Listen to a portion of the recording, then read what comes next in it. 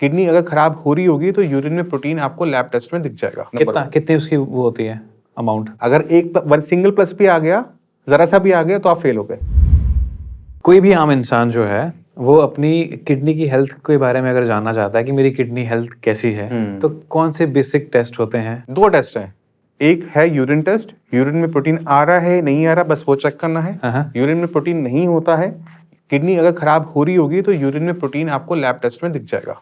कितनी उसकी वो होती है अमाउंट? अगर एक सिंगल प्लस भी आ गया, जरा सा भी आ गया तो आप फेल हो गए। अच्छा, ठीक है।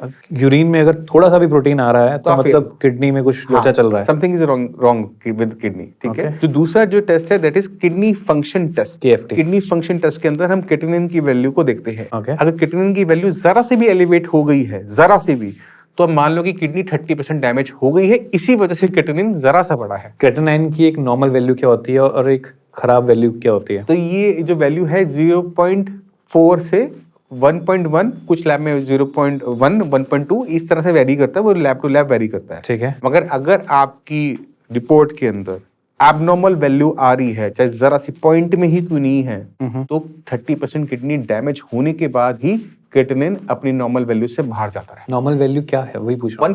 1.1 जो है 1.1 या 1.2 इज द नॉर्मल वैल्यू। हाँ, वो थोड़ा सा वेरिएबल होता है लैब टू लैब, बट इसी के आसपास होती है। और एक्सट्रीम तो आपका 22 भी हो सकता है, 25 भी हो सकता है, बट वो कौन केसेस होते हैं जहां पर किडनी पूरी डैमेज हो चुकी है। 8 साल का आपका एक्सपीरियंस है, 8 साल के एक्सपीरियंस में एक्सट्रीम केस कौन सा देखा है? 26, क्रिएटिनिन लेवल 26। और उस पेशेंट के साथ क्या हुआ फिर? डायलिसिस करवाने भेज दिया मैंने, हैंड टू हैंड। मुझे नहीं देखना, पहले डायलिसिस करवाओ फिर मेरे पास आना, क्योंकि ऐसे केसेस को लेना मतलब ये होता है कि पेशेंट की लाइफ के साथ खेलना। तो आपको बहुत कैलकुलेटेड रिस्क लेना होता है।